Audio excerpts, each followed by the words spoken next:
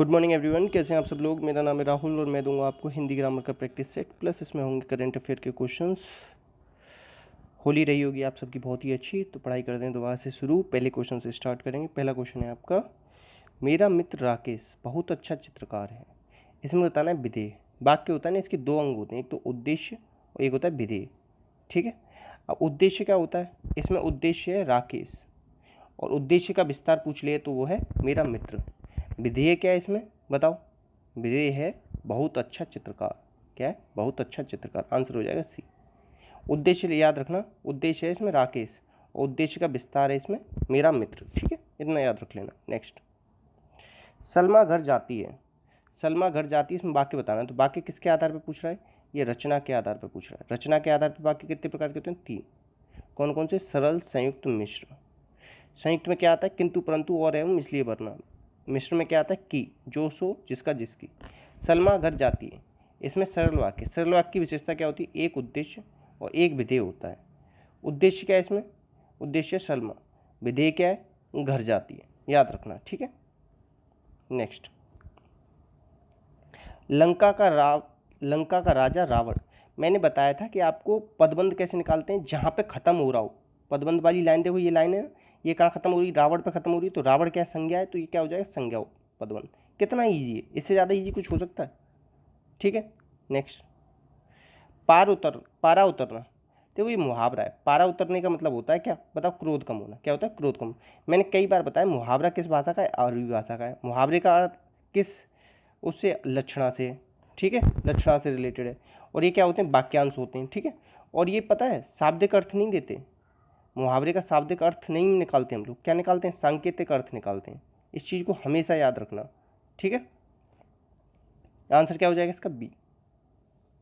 Next, आँख फेर लेना। आँख फेर लेने का मतलब है उदासीन हो जाना। क्या होता है, उदासीन हो जाना। और एक चीज़ याद रखना, मुहावरों में ना मैक्सिमम 99% क्या आता है, पीछे ना लिखा होगा। ठीक है। नेक्स्ट, कोयले की दलाली में हाथ काले। देखो अगर गलत काम करोगे तो काले होंगे ही हाथ, मतलब कोयले की दलाली, खराब काम करने का परिणाम भी क्या होता है, खराब होता है।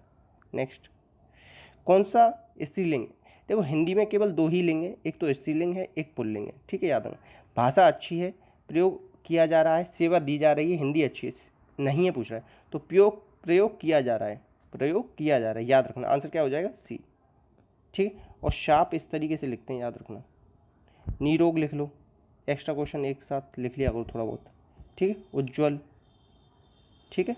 नेक्स्ट, इसमें से एक वचन बताना है, कौन सा एक वचन। देखो इसमें ओ आ रहा है, इसमें ओ आ रहा है, इसमें ओ, इसमें नहीं आ रहा है कुछ। भाषाओं मतलब बहुत सारी भाषाएं, मनुष्यों बहुत सारी विचारों, एक विचार नहीं है। इसका विचार बनेगा, इसका भाषा बनेगा, इसका मनुष्य बनेगा। एक वचन बनाना है तो आंसर हो जाएगा सी।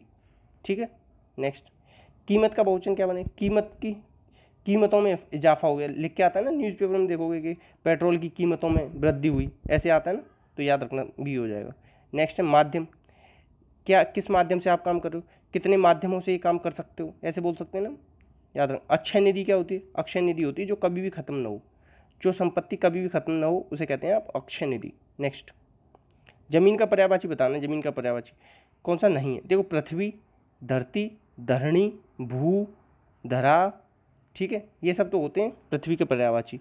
और जो है ना खग, ये बिटप तरु पेड़ पादम द्रुम, ये होते हैं किसके, पेड़ के। अच्छा एक चीज़ और, धरती तो याद रख लिया आपने, खा और याद रख लिया। खा का मतलब क्या होता है, आकाश। खा का मतलब क्या होता है, आकाश। इसी को याद रख लेना, पूछा जा सकता है। जीवित का विलोम क्या होगा, जीवित का हो जाएगा मृत। ठीक है, और जीवन का मृत्यु। ठीक है, स्थिर का अस्थिर। ठीक है, आंसर क्या हो जाएगा, आंसर हो जाएगा 4।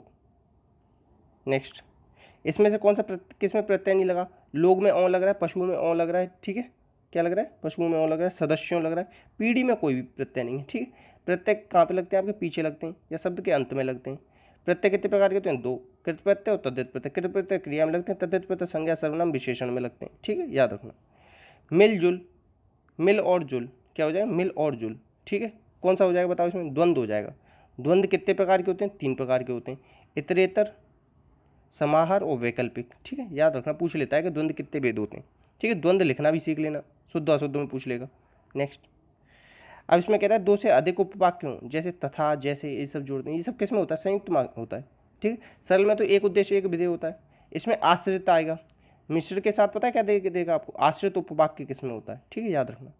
नेक्स्ट, आस्तीन का क्या होता है, आस्तीन का तो हमेशा साफ पढ़ा है आपने। और जिस भी चंद्र बिंदु जिसके ऊपर आ जाती हैं सब तद्भव होते हैं, क्या होते हैं, तद्भव शब्द होते हैं। तो सांप क्या है, तत्सम शब्द है।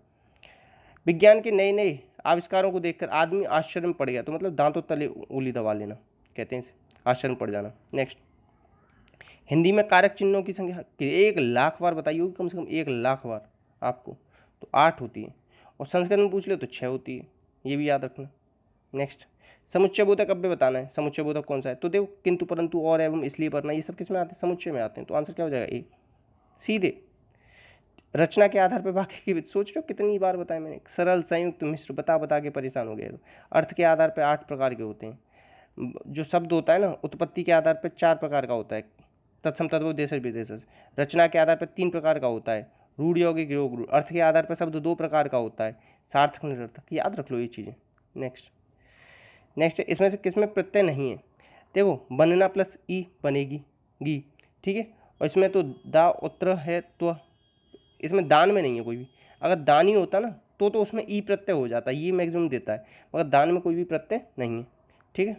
भाषा शास्त्र, तो भाषा का शास्त्र क्या हो जाएगा, भाषा का शास्त्र। और काकी के किस में आता है, संबंध तत्पुरुष, किस में आता है, संबंध तत्पुरुष।